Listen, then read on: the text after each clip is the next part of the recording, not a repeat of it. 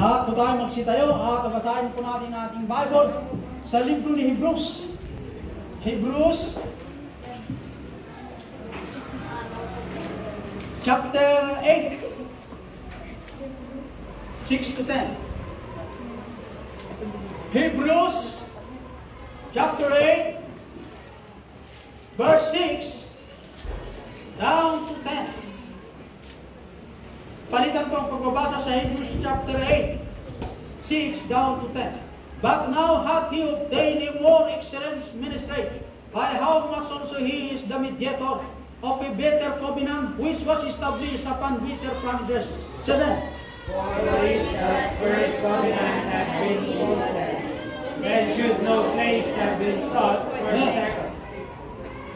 For finding fault with them, he said, Behold, the days come, saith the Lord, when I will make a new covenant with the house of Israel and with the house of Judea. 9. Not according to the covenant that I made with their fathers in the day when I took them with the hand to lead them out of the land of Egypt, because they continued not in the covenant, and I regarded them not, saith the Lord. Sabay tayong 10, go. For this is the covenant that I will make with the house of Israel after those days, saith the Lord. I will put my laws into their mind and write them in their hearts, and I will be to them a God, and they shall be to me A people of God Almighty. Salamat Panginoon sa iyong salita na aming nabasa. Salamat po sa special number at ganun din po sa quiet. Salamat po Diyos na ginagamit po sila ang parte ng sa gospel na ang kailang pag-aawit isang mensahe, Panginoon, na ihatid sa mga members na nakaupo upang pakinggan po ang mensahe ng magitan ng pag-aawit. Salamat po ang pagkakas sa kanila. Ganon din po, may bisita kami na 2 beses tumalo o 3 beses. Ay pinawa, hindi lang po attender, kundi maging baptize o magiging mabautismo ang Panginoon. Salamat sa nabautismo ngayon, O Diyos, na sinurrender niya ang kanyang buhay. Na nagpasakot po sa water of baptism. Ganon din po ang ginawa ni Kristo kay John the Baptist, na binautismo ni John the Baptist si Jesus Christ in the river of Jordan. Dalayan po, Panginoon, ng bawat isa ay lumago sa pananampalataya. Naganin din po, salamat po Diyos sa buhay ni Sister Lisa na isinaglit po ang kanyang pong membership sa Gethsemane. Now I bless mo sila, I bless mo ang bawat isa. Ganon din po Diyos sa mensahe ngayon. Tulungan mo ako, Panginoon, ayaw may manok natin. Wala akong kaya magsalita ang isang mga ng biyaya. In Jesus Christ I pray. Amen. Lahat po magsiyuko. Ating mga kapatiran sa Norway. How are you there? Sa ating kapatid sa Singapore, kumusta kayong lahat? Ganon din po sa mga kapatiran sa Hong Kong, nagmumonitor sa ating preaching, Sunday school at saka worship service. Ay, kumusta kayong lahat dyan? But we are praying for you. Hindi lang ako nangangalain sa inyo po, kundi ang mga members ng Gethsemane.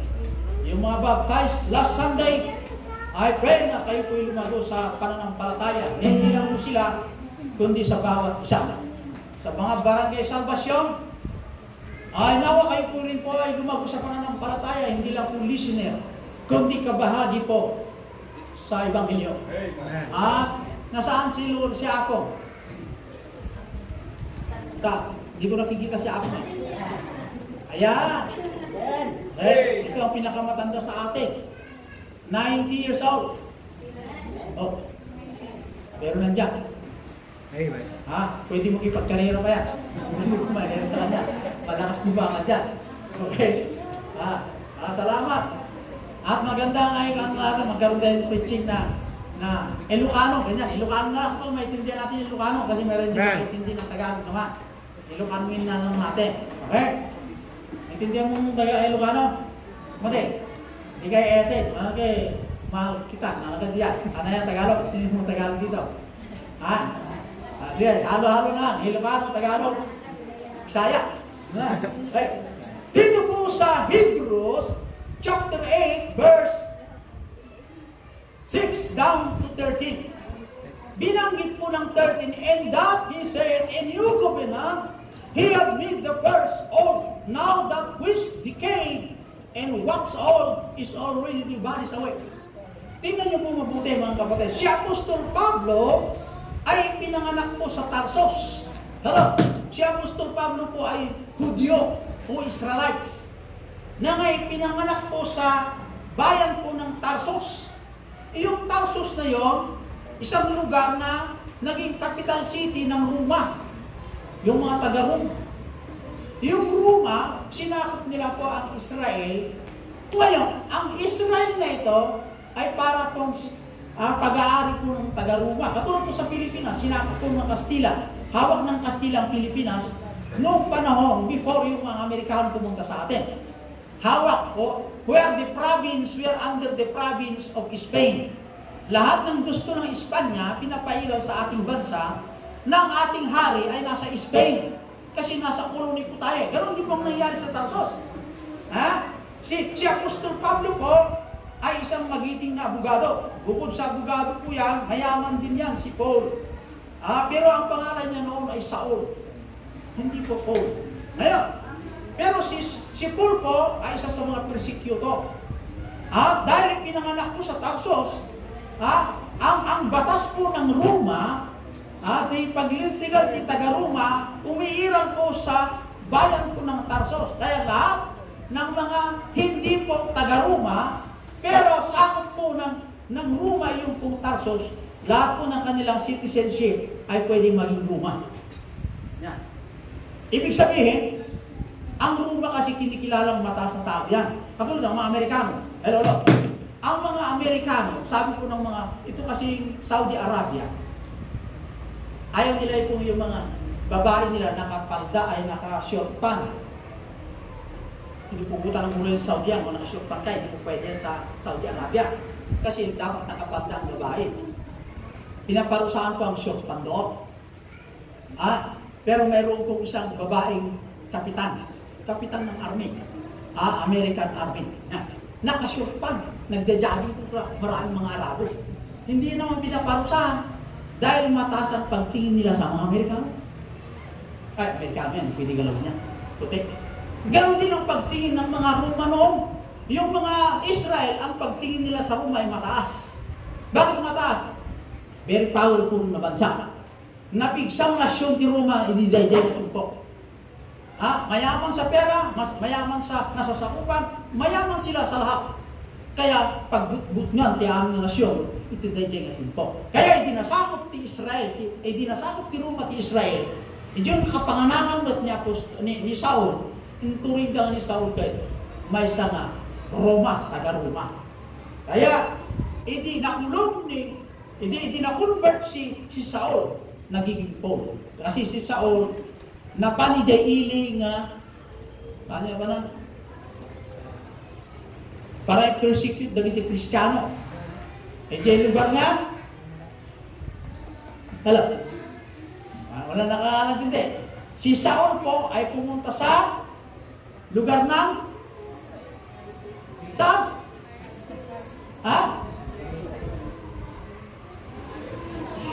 wala lang saan pumunta si Saul noon para i-persecute ng Kristiyano at doon na-convert sa daan pa lang. So, doon na-convert kaya nagiging Pablo. Ayan. Ang pangangaral ni Pablo, kasi si Pablo ay taga-Hudyo o Hudyo.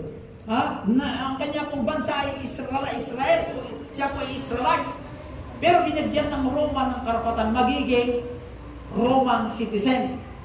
Dahil ang bansang Roma ay napakataas ang tingin ng tao noon. Pag ikaw ay taga-Roma, hindi pwede i-persecute without trial. Sa atin kasi, pag magtrabaho ka sa Saudi, yung ibang bansa, hindi ginagalang ang batas. Lalo na itong kababaihan, pag sabi niya, magbukas ka dito ka, di ba, magpupunta nga, doon kumain, doon na yan. Dito, tabihan mo kumain gabi. Sunod-sunuran naman yung Pilipina. Kasi ang tingin ng Arabo, mababa po tayo. Ganun po ang Roma. Pero pag sabi mo, taga-Roma ako, matatakot sila, magbutinda, tapay, ti Roma gamin, may tipanagram, tipalda ng Roma. Taga-Romano, mataas ang pagtingin nila ng Roma. Basta mamayan ng Roma, mataas na tao yan. Kaya sinabi ni Apostol Pablo, ako ay taga-Roma. Imbis na parusahan si Pablo, pinakawalan kaagad. Dahil sinabi niya, taga-Roma. Okay? Pero yun po ang buhay ni Pablo, na yun po ay nagsasalita sa mga Hudyo. Ito ngayon ang ating pong Tema, The Better Covenant, ang title ng mensahe. The Better Covenant. Excuse me. Yung pong ibig sabihin ng covenant, ito po ay paglintigan ni Apo Diyos na God the Father na magkaroon ng kasunduan sa pagitan ng Diyos at ang Israelites. Hello? Kasunduan. At dati katulagan ni Apo Diyos kindagiti Israel. Ti dapat nga makitungtong kadagiti tao nga Israel, ang dapat makiusap sa mga Israel. Dapat hindi ang Diyos kung titingnan mo gusto. Dahil napakataas ang Diyos. Ang Israel ay galing din po sa alabok din babalik. Pero ang Diyos, hindi niya po tinignan kung gaano kababa ang tao. Ang tinignan ng Diyos, siya po ay nagpakababa sa level ng learning na nakipag-usap sa Israelites na magkaroon ng covenant. Alright. Covenant, anong isa po ng covenant sa atin naman? Ikaw ba ay Maria, mahal mo si Mario? Si ikaw Mario, mahal mo ba si Mario? Magkaroon ng covenant. Anong mangyari? Mamahalin kita sa hirap at ginahawa. Pangako ng dalawa. Magkaroon ng sign. Magkaroon po ng tinutukoy na should be put into writing. Na siniliwan po ng judge o siniliwan po ng solemnizing officer na authorized by the government to solemnize. Ganun po yan. Ang Diyos naman at sa mga Israel, nagkakaroon sila ng kasunduan. Ano yung kasunduan na yun? Ang ating unang puntos ay sa verse 7, 9, sa chapter 8 ng Hebrews, pinakapan ng verse ng Jeremiah 31, 32, and 31 and 32. Jeremiah 31 verse 32. Ngayon, makinig po ladies and gentlemen, hindi tayo magtataga. Ang unang puntos, the characteristic of the covenant. The characteristic of the covenant.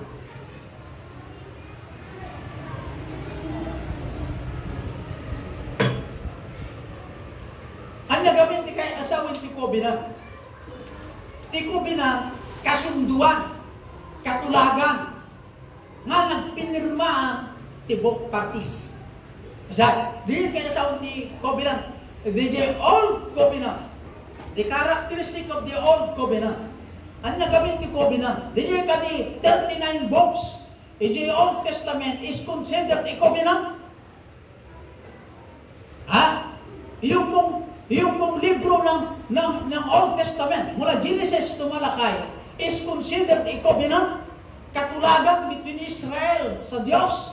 O may sakating tungtungan ti duwang parte nga nag-agree ken dejay maker o namarso kada tayo nag-agree da nga duwa consider kani o covenant dati Old Testament. Ang sabi ng Biblia, hindi. Dahil mayroong mga civil law at saka itong pong tinutukoy na covenant at saka itong ceremonial law hindi po kasama sa covenant. Example, yung pong tinutukoy na masama kumain yung mga mayroon sa lupa o yung mga bagay worldly, masama makipagkaibigan sa sanlibutan. Hindi naman sinabi yung Bible in detail na yung mga bagay na nandito sa lupa, katulad ko yung pag-asawa ng dalawa. Sinabi ba sa Old Testament na mag-asawa ka ng dalawa, ito ay violated sa rule ng Diyos? Ganun yan. Pero sinabi ng Biblia na hindi po kasama sa covenant yun. Ang covenant po ay tinutukoy sa Mosaic Law, katulad ko yung 10 Commandments. DJ, tikma ko na ang covenant. Ano yung covenant? Mahalin mo ang Diyos sa buong puso at lahat mo ng kaluluwa. Covenant yun, tungtungan daki ni Apo Diyos at saka itong mga Israel. Ito po ay katulagan at ang nag-agree ng Israel, ibinigay ng Diyos. Siya, ti Diyos yun, da kayo ti anak ko. Pumayag kayo, yes, subigdito kayo. Ang Diyos, nandito rin ang kanyang salita. Di dyan ti kasama ti covenant. Pero ang Israel, umabuso sa covenant. Nagsakol dati sa baling na Diyos. So di ako nadang inaramid ti mga Diyosen. Katulad ko itong mga Diyosen, yung kinitikitan ng kamay, na kahit tulad na nasa langit, kahit tulad yung nasa lupa, sa ilalim ng karagatan, sa lahat na nandito sa lupa, kahit ingas na nandun, nagaramid na itiribulto, nga isuday dati inda, sinamba. Lahat po ng kahawig ng langit, sa lupa, sa loob ng karagatan, o sa karagatan, o sa loob po ng lupa, ay huwag kayong gagawa ng larawan na inyong pong sasambahin. Kundi ako na lang ang Diyos na dapat yung sambahin. Dahil ako na Diyos ay manibubuhay na Diyos. Maliwanag po sa Old Testament. Pero ang Israel, yung kasunduan na yan, ay nagkaroon po ng violation. Because Israel, yung pong tinutukoy na description of the covenant, itinuturing kasi ng mga Israelites na kaparehas nila ang Diyos na parang tao na nakipagkasundo sa kanila. Nakalimutan ng mga Israel na ang kanilang kausap, ang kanilang nakipagtungo na makipagkasundo ay isang makapangyarihan na Diyos. Ikaw, subukan mo makipag-usap sa Presidente Duterte. Isa kang farmer. Papayag ba si Duterte kausapin ka, magkaroon ng agreement? Pag-ano daw nga ni Duterte, pag-ano daw tayo ni Duterte ka. Siyempre, tikatungtong na, pero dyan, gobyerno o congressman, dito yung region to. Very spiritual na tao. Urayan ng kaliber, yung garan na nga power. Sige nga. Ang Diyos nakipagkasundo sa Israel, nakipagkasundo, na tayo po ay wala tayong pwedeng ipagmalaki, makiharap po sa nagbibigay ng kasunduan. Ganun po kabait ang Diyos sa atin, mga kapatid.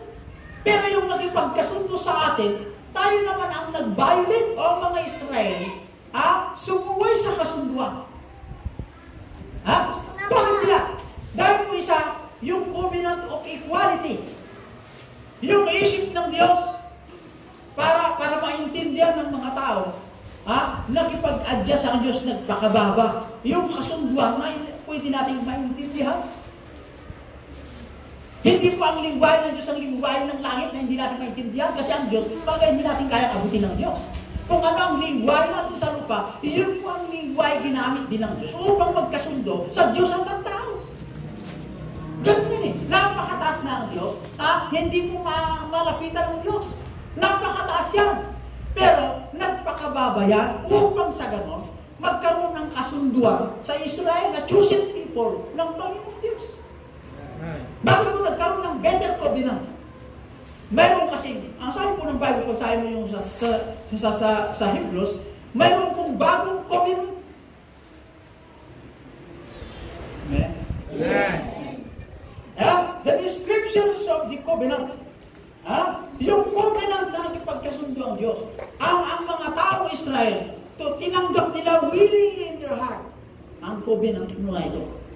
Na hindi kami sasamba sa ibang Diyos. Hindi kami gagawa ng mga ribulto na kahit tulad na mayroon sa langit, kahit tulad mayroon sa karagatan, kahit tulad mayroon sa ilalim ng dagat, at lahat mayroon sa lupa. Hindi kami makipaggagawa ng mga bagay na yan na ribulto o anumang larawan. Ikaw na ni Jehovah na Diyos ng Israel lang ang sasambay. Approve, pirmado. After years, sumuway ang Israel. Gumawa ng ribulto, yun ang kanilang sinamba. Ang resulta, bumagsak ng Israel. Pinarusahan ng Diyos. Kaya, ito pong covenant accepted willingly by the people. And the detail of the covenant, the sign of the covenant, every covenant demands a sign. Katulad po yung covenant, yung Sabat. Yung Sabat. Ang sabi ng Diyos, ngilinin niyo po ang Sabat. Kilala ninyo, respetuin yung Sabat. Pero yung Sabat, doon po huminto ang Diyos ang kanyang paglikha, the seventh day. Ang ginawa naman po sa Batista, yung seventh day, doon sila po sumamba sa Diyos. Ang sabi ng Bible sa Genesis, huminto ang Diyos ang kanyang paglikha. Lahat sa pang-7 araw walang magtatrabaho, walang magluluto. Iyon ang rules ng Diyos. Magpahinga lahat. Kasi huminto nga ang Diyos ang kanyang paglikha. Nagsarding niya ako Diyos ti panang parswara ti langit tinagat kompleto na. So nagsarding iti may kapito nga daw. Nagsardag. Tinarami ko sa Batista. Tata, apan na ang luto, apan na ang hiwaway tinuang. santo pa na agsirbigi kapilyada. Nususurutin dati Sabat, malida. Dapat hanggang lutong ti Sabat day. Madi ka pa'y magkatrabaho. Di ka pa'y kumamanganpay mong balinta. Apay ko na, hanggang trabaho ti Sabat, talagi na lang ako Diyos. Pero mali ang kanilang panambahan. It should be from the first day na ayon sa banal na kasulatan. Hindi makaintindihan mo ito eh. Bakit? Simpleng para ng kaligtasan, hindi ba naintindihan? Kaya hindi maintindihan. Kaya the sign of the covenant, yung hinihingi ng Diyos na covenant na binailit po ng mga tao, at ang Diyos ay galit na galit sa kanila. Hindi lang po yun. Example, Ninuha nagkaroon ng covenant, a sign of covenant. Yung rainbow, ang palatandaan ng kanila pong covenant sa Diyos. At sa Noah, yung rainbow, yung kung rainbow ay Ilocano. Lalayaw ba yun? Lalayaw. Lalayaw. Yung rainbow na yung sign of covenant niya po Diyos, kinti tao, nga awanin nila Diyos. No di kayo kumay ito ti pudok, kumay ito ti apoy. Di kayo ito ti pangpuksa niya po Diyos, kasi kita tao tinabaw ti daga, babae ti apoy, hindi na po ang layos. Kundi apoy naman ang kanyang pagpuksa sa mga tao sa lupa. Ano yung apoy? Sign of. Sa tikunada nga bisin. Wala nang pagkain, wala nang tubig, tigmaan sa magkapatid, tigmaan sa tatay at anak. Kaya, baga ti Revelation, no kasano ti panagayos ti ganong dita wawai, kas dito ti darang agayos, iti mauding ata. Iso nga po na ti Bible mo. Yung pong tinutukoy na covenant sa Deuteronomy 30:17-18, nagkaroon po ng violation. At ang sabi ng Diyos, ye shall surely perish. Kayo po ay siguradong maghirap dahil kayo po mga Israel, nagbago na. Kayo po ay hindi sinunod ang aking pong pinag-utos. Okay? Maliwanag po mga kapatid. The failure of the covenant, Hebrews 8:8. Kaya, the covenant was then broken by the action of Israel. Nagkaroon ng violation. Sa 8:6-7, for the last. The characteristic of the new covenant. The purpose of the new covenant. The old covenant was not given to justified men, but to reveal his wickedness. Ang Old Testament, hindi na po pinawalang sala ang tao, kundi ang layunin ng Old Testament is to expose, para ibulgat ang kasalanan ng Israel. Maliwanag po. The purpose of the law was to condemn man and thus to bring this condemned person to Christ. Kaya nagkaroon po ng bagong covenant. Example, ano po yung ibig sabihin? Ako, example ako, nagutang ako sa bangko ng 50,000. Dahil hindi ako makabayad sa bangko, makinig po, nagkaroon kami ng kasulatan po sa bangko. Nababayaran ko po yung 50,000 within 3 months. Hindi ko nabayaran po yung pera na dapat kong bayaran. Nausapan ko yung kasunduan. Na ito po ay naitalaga ko sa tinutukoy na notaryo. Pamaniknik. Okay? Ngayon, ang ginawa ko naman, ako pumunta sa bangko at sabi ko sa bangko, pwede bang magkaroon tayo ng bagong kasunduan? Kalimutan po natin yung old covenant. Gusto ko pong para makabayad ako, magkaroon tayo ng bagong covenant. Ano yung bagong covenant? Yung pong 10% ibibigay ko sa Old Testament na kasunduan natin, gawin ko 15% ngayon. Basta bigyan mo ako ng 5 months to pay. Nag-agree ang bangko. Ibig sabihin, obsolete o wala nang kabuluhan ang old covenant. Kundi ang new covenant ngayon, ang aprobado para sa aming dalawa. Yan. Yung sa Old Testament, yung pong Old Testament, dahil tayo po ay violator, nagkaroon ng bagong covenant. Anong bagong covenant? Itong Mesiya, itong Jesus Christ, na ito po ay tinalaga ng Diyos na magiging mediator sa Diyos at ang tao. Ito po ay bagong kasunduan, kaya the characteristic of the new covenant.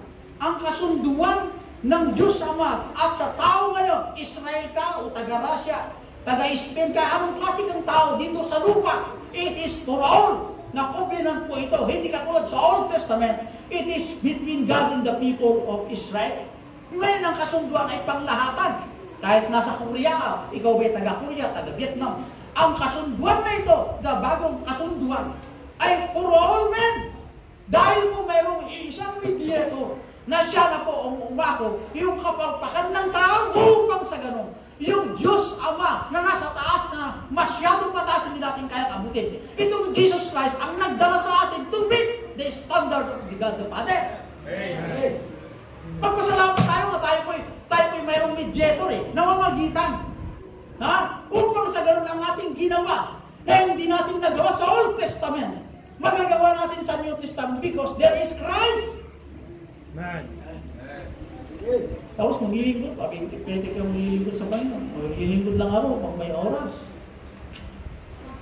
Alam niyo mga kapatid, mahal tayo ng Diyos. Tayo ay hindi po makaabot yung gusto ng Diyos sa atin. Hindi natin po hantay masusurutan din panaglagawin ti panagsirbi ti may isang Kristiyano. Hantay masurusuro, kung ma-business ka. Hamo-amo ka business. Hindi mo masurutan ti business. Iso ka sa lagi kang lugi. Hamo masurutan ti business.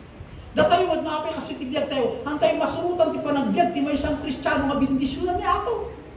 Tibiyag na. Apay, because of our unsurrender, we are not willing. Hindi tayo pusa na maging masunurin para sa Diyos bago tayo magpalain. Sa atin kasi, bindisyon lang agad bago tayo sumunod. To cease to give, hindi gano'n. Upang tayo magpalain ng Diyos, unahin mo ang Diyos sa buhay mo. In God will bless us. Nangayon sa mga nakasulatan. Kung tama ang Diyos, balik po tayo. Kung tayo tama, mali ang Diyos. Kaya maliwanag po. Kung unahin mo ang Diyos, buong puso, susunod ng blessing. Pero kung unahin mo ang financial, susunod ang Diyos. I will make you perish in the future. Katulad ko yung baknan. Ano yung baknan? At may isang baknan, agumuha ng tidakil yung kinabaknan, tinabaw tilaga. Dahil ito yung kamalig, inakrakrakan. Tagaram dakil yung kamalig. Tapos tikasta, pagimbakot ti ado nga irik. Pagimbakot ti ado nga bagas. Tapos yung bagat ti kararwag. Hoy, kararwag, gretsakat, adakalim ng bigat. Adakalim ng may nga bulan. Adakalim ng mga taw-tawin. Uri mga tawin, taglabas, adati ka ng tanda na kayo bak na bagas. Diyan ti plano yung baknan. Nung kung panotin yung plano ti baknan, mayroon mo ti yung plano. Imanya ko na ni Apo Diyos yan. Ay, maad, naman ni Apo Diyos, di matyo. Alahit ti kanarong tatang. Kanya nga. Tatibiyag kami binulog, hanggang pamplano, mo ngayon naman ni Apo Diyos, iraman mo na Apo Diyos mo, plano nga. At doon din, pamplano Kristyano, they move their own ways, how to move. How to succeed in our ambition in life. You cannot do that alone. Dahil tayo po ay tinubos, pag-aaral ng sa ating buhay, dapat ang Diyos ang masunod sa ating buhay. Huwag kang plano na, si ikaw lang, pag pumalya ka, lalapit ka sa Panginoon, hindi pwede yun. Ang naglawag mo ti Biblia, apay ayaw nga hantay masukutin lang ni Apo Diyosan. Tano sumutin ti kayat ni Apo Diyos tibiyag tayo, ayun, blessed din mo na nagkaroon dito eh. Naglawag mo ti Bagana. Ako ang bahala sa'yo. Amen. Mahilig tayo, bahala na. Saan ka pumunta? Punta ako sa abroad. Saan ka pumunta? Maynila. Para saan? Magandang trabaho. May pera ka? Bahala na. Mahilig tayo sa bahala na. Pagdating sa Panginoon eh. Bahala na Panginoon. Ano ni Abraham? Ano yung trabaho ni Abraham? Treasure hunter? Hindi. Presidente? Hindi. Ano pa? Malawak mo pa yun? Hindi. Ang sinabi ng Bible maliwanag, mayaman si Abraham sa pananampalataya. Ibig sabihin, matibay ang kanyang pananampalataya sa Diyos. Kahit saan siya dadalhin, sunod-sunuran sa Diyos. And God bless Abraham. Nagkaroon ba ng problema sa buhay ni Abraham kasi makasalanan din si Abraham. Pero nakita ng Diyos ang kanyang buhay, pero ang kanyang puso na siya ay masunurin sa Diyos. Hindi na tinitingnan ng Diyos ang ating kahinaan. Ang tinitingnan niya kung how far your heart desire. Paano tayo maglingkod sa Panginoon kung hindi natin iyayos ang ating sarili? Na tayo po'y may tuwid sa harapan ng Diyos, na tayo po'y maging faithful sa ng panahon sa ating buhay. Kung nananahin kang umakyat, Pag nasa taas ka, nanalangin din. Oras na bumagsak ka, nanalangin ka. Kaysa yung nanalangin kang umakyat, pag nasa taas ka na. Kaysa taas ka naman. Pag bumagsak ka, nanalangin ka ulit. Hindi pwede gano'n. Ako ay maligugoy na Diyos. A zealous God. Ganun po ang Diyos. Ayaw niya, meron tayong mas mahal kaysa sa Kanya. Mas mahal mo ang pera, mas mahal mo ang trabaho mo kaysa sa Diyos. Kuhulay ng Diyos ang trabaho. Kasi ang Diyos hawak niya ang trabaho. Kasi ang hawak ng Diyos ay yung ating buhay. Hawak niya ang lahat, mayroon po tayo. Kaya sa Diyos po tayo. Saan? Magdidepende. Amen? Kaya na kayo nasa Barangay Salvasyon. May samot niya ako Diyos tayo. Surusuruin tayo tagtalit ni Diyos. Kita nyo ni nanay, 90 years old data. Nung pa yung brother Samuel, maabot mo 90. Sa akin, maabot mo tiuray 70. Eh, brother Edmar, iwan ko lang, maabot ako tiuray 65. Walang nakakaalam ang bukas natin eh. Oh, meron ba nakakaalam? Wala. Biyahin lang ng Diyos tayo, pinabubuhay pa hanggang ngayon. Kaya kung buhay tayo bukas, amen! Susuruin niyo sa kanta. Brother Romulo, ang talang Brother Romulo, hindi narin na sa nagsisiko eh. Sino ang idol mo kapatid naman? Na artista. May idol dito eh. Si Brother Romulo, ang mga idol niya. Bako, hari ng poko na kaya. Sino mo yung mga idol? Pero ano, idol dito. Ha? Pero lahat ng magagaling na umaawit, huwag natin silang bigyan ng halaga more than the Lord God. Amen. Ha? Marami itong mga people, mas mahalaga ang cellphone kaysa magbasa ng Biblia. Magkaroon ng boyfriend, girlfriend, kaya dumaan sa panalangin. Nagpintas ko man, kakararap ko man yung hilok, taniyang hilok astikay. Kakararap ko si ganito, si brother din na. Kasi upang pipray pa lang. Basta ang gamitin yung people ko, pag-decision sa sayila, namiyasa sa pangako. Mamahalin kita hanggang dulo ng mundo. Ibibigay ko ang lahat sa'yo kahit yan. Pangako lahat, pati kasalanan ko, ipapangako yan. Para masagot lang. Di ba ganyan yung style, brother ng hilok? Hindi ganyan. Di ba sa'yo, brother, kayo magkatapat yan pag sinabi, mamahalin kita, totoo yan. Yan. Ibig sabihin, yung mga men, nangangako sila sa impossible dream, pero naniwala naman itong mga babae.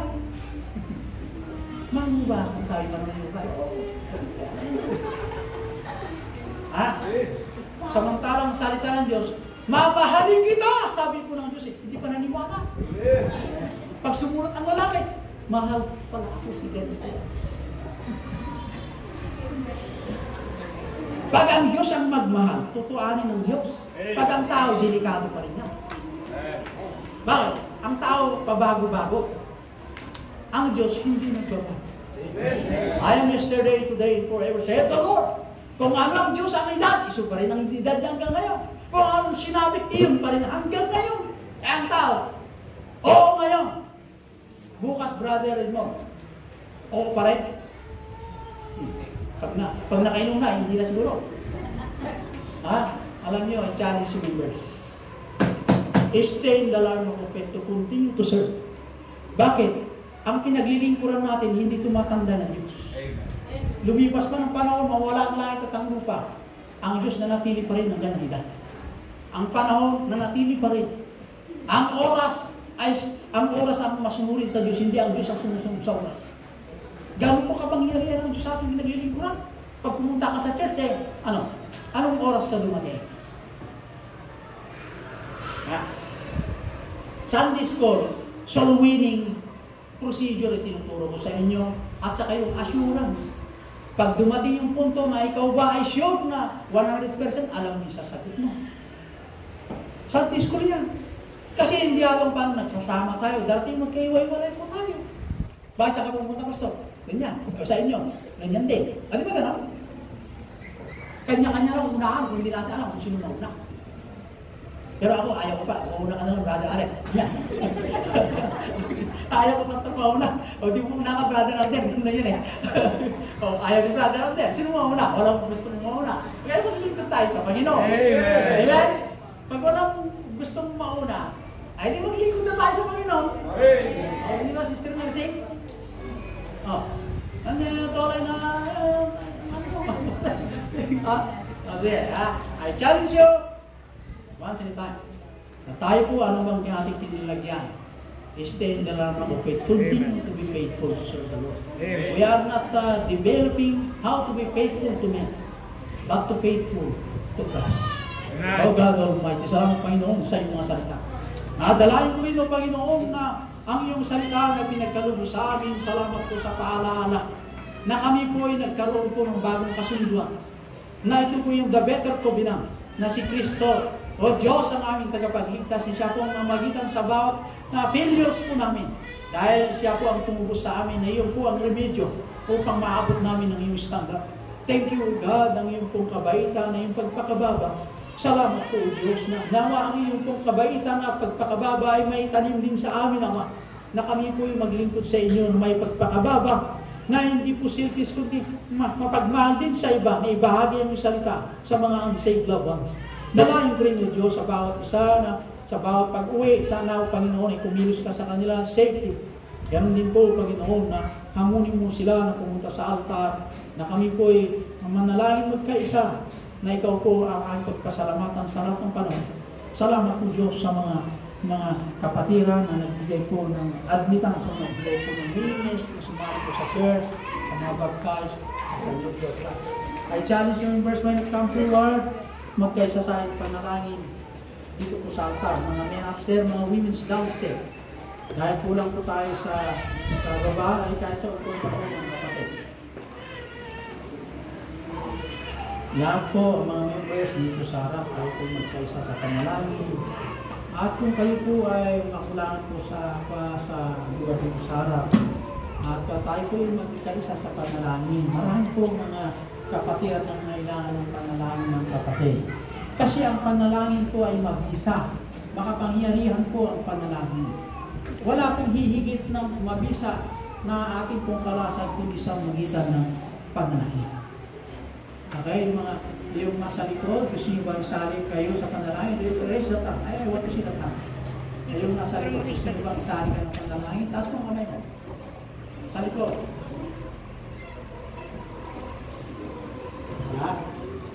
Kahit yung kading isali na kayo ikararang, na kayo agad ka likod, pakita nga ito hindi man. Okay. Okay, may pamaka dito. Ikararang kayo.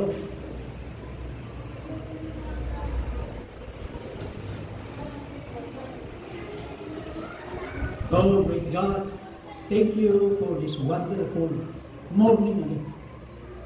God, we heard thy message. How marvelous, Father, that you are with us always. By the promise, through the years, O God, the covenant of Israel, and God, and the past, that they are remained in acceptance by the people of Israel, that they are willing to obey the word. Pero they fail to obey the word, Father. Ngayon pumasok ulit ang bagong kasunod. Salamat po Diyos, itinaya ni Kristo ang kanyang buhay. Upang siya na po ang mag-abot na maabot po namin ng iyong standard. Oh, Holy God, the Almighty. Salamat po Diyos, napakumbabang Diyos. Napakumbaba ka sa lahat ng panahon, O Panginoon. Na gumawa ka ng paraan upang kami po maabot po namin ng iyong kaluluwa sa magitan sa iyong bugtungan. Dawakit ka din, O Diyos, dagiti kapatiran ni mighty altar, mga women sa mga men, to bless them pa. Give them encouragement at ganun din po, nabigyan mo sila, O Diyos, ilong life in there, na magpatuloy maglingkod at umatag sila sa pananampalataya according to thy grace and mercy. I pray, Father, ano po ang kanilang hinaing. I pray, I commit on to the hand to solve their problem, Father. Na unahin ka, higit sa lahat na yumaman kami, spiritually, at ang ang pinansyal, ikaw rin po ang pinakamayamang sa lahat. At hawak mo ang lahat, mayroon sa lupa, O Diyos, kaya mong ibigay ang pagkatiwala sa bawat isa. Kung lamang kami po'y maging obedient po. At ang hindi nag-forward, I pray, Father, na ano po ang ng dalangin ay pwede. Nabigyan mo sila ang pagkakataong tumatag sa pananampalataya at manatiling faithful in serving. Yung mga bagong baptize, I pray, O God, na lumago sa pananampalataya. Ganon din po, Diyos, sa mga bisitas. Barangay Salvation members, yan po mga bisita doon. Ganon din po dito sa Gethsemane Christian Baptist Church members. I pray, O God, to the hand with them. Thank you for the provision, Father. In Jesus Christ, I pray. Amen. Lahat po siguro ang balik sa mga upuan.